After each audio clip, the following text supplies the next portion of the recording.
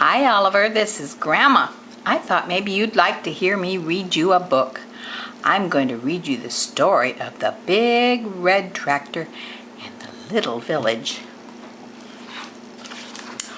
Once upon a time, in the happy little village, a big red tractor lived in a cozy shed. Each year, when the snow started to melt, the villagers knew it was time to plow their field.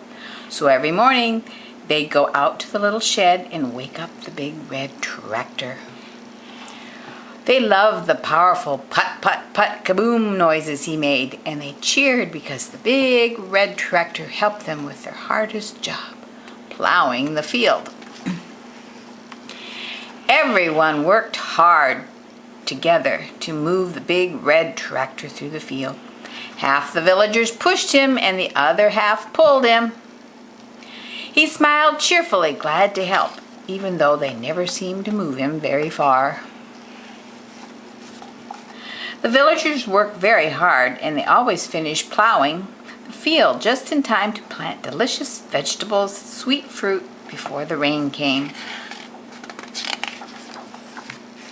The rain fell from the sky and watered the field. Then the sun came out and made the seeds grow. Finally, the villagers gathered all the food in large baskets. Everyone celebrated, everyone shared. There was just enough food to feed the whole village. Then one cold day, something amazing happened. Farmer Dave was cleaning out his attic and discovered a book tucked inside an old chest. It explained how the big red tractor had been made, and it showed powerful things no one knew he could do. Farmer Dave stayed up all night reading the book. He couldn't wait to tell everyone what he had discovered. The next morning, Farmer Dave gathered the villagers to tell them the good news. The big red tractor can move on its own. If we fix him, he could plow the entire field in just one day. But nobody believed him. There's no way that tractor can move on its own, they said. It sounds like a fairy tale. They laughed ho ho ho at him and went back to their work. This made Farmer Dave very sad.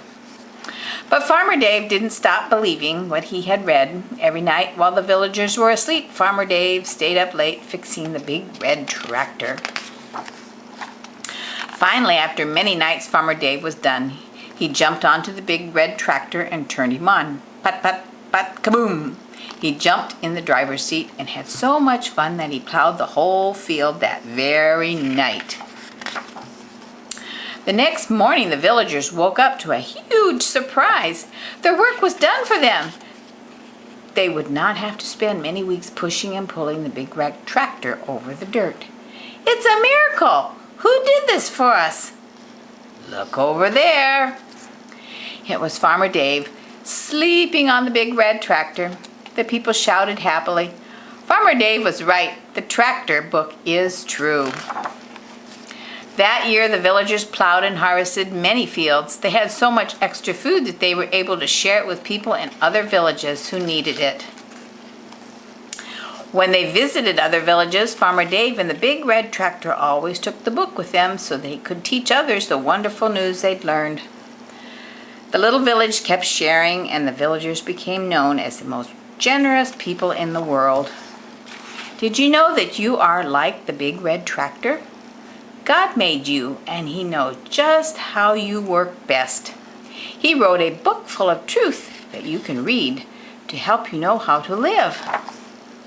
The Bible tells us that if we try to do things on our own, we won't accomplish much. But if we trust Jesus, God gives us His Spirit, so we'll have new power, the power to love others and to tell them about God's love. God made us to be a blessing to others. Through the Spirit, we can do great things, just like Jesus. When the Holy Spirit comes to you, you will receive power. That's said in the Bible, Acts 1, verse 8.